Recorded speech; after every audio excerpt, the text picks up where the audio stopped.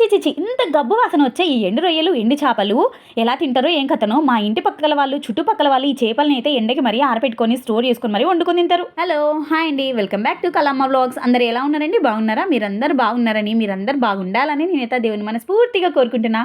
ఈరోజు మన వీడియోలోకి వచ్చేస్తే ఎండు రొయ్యల పొట్టుతో నేనైతే ఈరోజు ఒక రెసిపీ అయితే చేస్తున్నానండి. ప్లీజ్ అండి, మీరు పెట్టే నాకు కామెంట్, అది కామెంట్ కాదండి అక్క, నీకు మేము ఉన్నామని ఒక పెద్ద ధైర్యము, ఆ ధైర్యాన్ని మీరు నాకు ఇస్తారని కోరుకుంటున్నా. నిజంగా చెప్తున్నానండి, నాకు ఎండు చేపలన్నా ఎండు రొయ్యలన్నా ఇలాంటి రొయ్య పొట్టు అన్నా అంటే అస్సలు నచ్చదండి. ఎందుకంటే వాటి నుంచి వచ్చే స్మెల్కే నేను ఇంట్లో నుంచి బయటికి వెళ్ళిపోతామాట. అంత స్మెల్ కొట్టే వీటిని ఈరోజైతే నేను రెసిపీ చేస్తున్నాను. మెయిన్గా నేను ఈ రెసిపీ చేయడానికి మెయిన్ కారణం ఎవరు తెలుసా? మా అత్తమ్మ, అది కూడా మా గయ్యాలి అత్తమ్మ. ఆమె వల్లే ఈరోజైతే నేను ఇది వంట అయితే చేయడం జరుగుతుంది.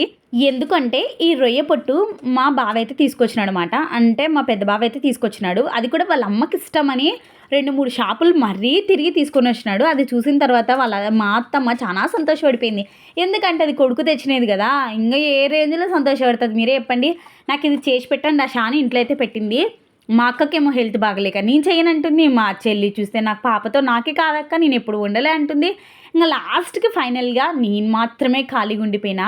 నేను కూడా అది నాకు రాదని మా అత్తతో 1కి 10 సార్లు చెప్పిన, వత్త నాకు అది వండడం రాదు, నేను చెయ్యనంటే ఏం చెప్తుంది తెలుసా? పొద్దున్నే పండుకున్న పరుపులో నుంచే లేసి ఏం కాదా షాదని, ఏం చేయాల్సిన అవసరం లేదు, ఉల్లిగడ్డలు తరిగి ఉల్లిగడ్డ కూరలో ఇంత రొయ్య పొట్టు వేసేయి అంతే. ఈ రొయ్య పొట్టుని ఏమి ఏంచొద్దా అత్త అంటే, ఏంచి కడిగే దాంట్లో ఇసుక ఉంటుంది అని చెప్తుంది. మధ్యాహ్నం వచ్చేపటికి నాకు చేసి పెట్టు అనింది.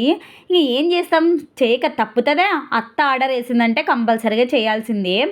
ఇంట్లో సీఎం ఎవరంటే మా అత్తనే. స్టేట్లో ఉన్న సీఎంకి ఎవరు భయపడరు, కానీ ఇంట్లో ఉన్న మన అత్త సీఎంకి మాత్రం కంపల్సరీగా భయపడేది తీరాల్సిందే. అది నేనైతే కంపల్సరీ మాట. ఇంకా ఏం చేస్తాం, అత్త కోరిన రెసిపీ ఇష్టంగా చేయాలని డిసైడ్ అయిపోయి యూట్యూబ్లో ఒక 3-4 వీడియోలు చూసి నేనైతే ఈ రొయ్య పొట్టు రెసిపీ అయితే చేస్తున్నానండి. ఈ రొయ్య పొట్టు గురించి మన యూట్యూబ్లో అంత మంచి వీడియోలు అయితే ఏం లేవు, కానీ నాకు వచ్చిన నా స్టైల్లో కూడా కొంచెం అయితే ట్రై చేస్తున్నాను. నేను ఫస్ట్ అయితే ఈ రొయ్య పొట్టుని వేపేసుకున్నానండి. అది కూడా సిమ్లో పెట్టి వేపుకున్నాను. దాని మీద ఉప్పు ఉంటుంది కదా, అది తేలేంత వరకు సిమ్లో పెట్టి వేపుకున్న తర్వాత హై ఫ్లేమ్లో పెడితే అది మాడిపోతుంది, ఎక్కువ స్మెల్ వస్తుందని సిమ్లో ఒక 2-3 నిమిషాలు మంచిగా వేపిన తర్వాత వాటిని అయితే వాటర్లో వేసేసినాను. పైన తేలిన ఈ రొయ్య పొట్టుని మంచిగా చేతితో అయితే పిసికేసినాను. ఇది ఓన్లీ రొయ్య పొట్టే కాదండి, దీంట్లో కొంచెం చిన్న చేపలు కూడా మిక్స్ అయిపోయినాయి, అంటే ఎండు రొయ్యలు కూడా.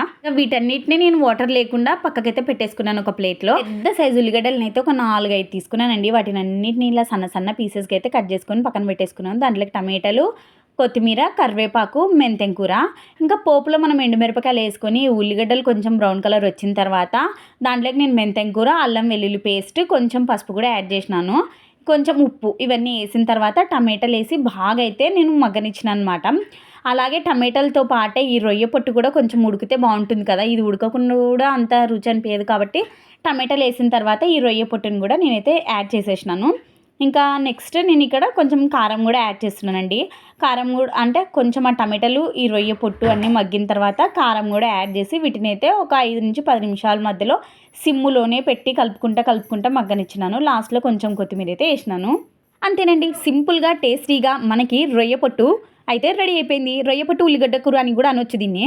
ఇంకా మా అత్తమ్మ వచ్చిన తర్వాత దీన్ని ఎన్ని పేర్లు పెడతాదో ఏం కథనో తిన్నాక అని అనుకున్నాను. నిజం చెప్తున్నా, మా అత్త తిన్నాక కొంచెం టమాటా ఎక్కువైంది కలావతి, కాకుండా రొయ్య పొట్టు మాత్రం చాలా బాగా చేసినావు, స్మెల్లే లేదని చెప్పింది. నిజంగానండి, నేను సిమ్లో పెట్టి వేపడం వల్లనేమో అది కొంచెం స్మెల్ అయితే ఏమి ఎక్కువ రాలేదు, చాలా అంటే చాలా బాగుంది. మా అత్తమ్మ దాన్ని 2 రోజులు తినిందండి, అంటే పాడేయకుండా. తను ఒక్కతే ఎవరికి కూడా ఇవ్వలేదు, అంటే మా ఇంట్లో ఎవరు తినర్లేండి, అత్తమ్మ కోసం అయితే ఇచ్చేసిన అనమాట. సరే కానీ నా వ్లాగ్ అయితే ఈరోజు ఇదేనండి. ప్లీజ్ అండి, మన వీడియోస్ చూసిన ప్రతి ఒక్కరు మన ఛానల్ని సబ్స్క్రైబ్ చేయండి, లైక్ చేయండి. ఎందుకంటే మన ఛానల్ ఇప్పుడే స్టార్ట్ చేసినాం కాబట్టి మన ఛానల్కి మంచి గ్రోయింగ్ ఉండాలి. మీరు చేసే ఒక్క లైక్, ఒక్క కామెంట్ నాకు చాలా ఇంపార్టెంట్ అండి. ఇది నాకు ఒక లైక్, ఒక కామెంట్ కాదండి, ఒక కామెంట్ రూపంలో నీకు మేమున్నాం అక్క అనే ఒక చిన్న సపోర్టు, ధైర్యం మాత్రమే. సరే కానీ ఇలాంటి వీడియోస్ కోసం మన ఛానల్ని సబ్స్క్రైబ్ చేయండి. ఓకే, మీరు బాయ్.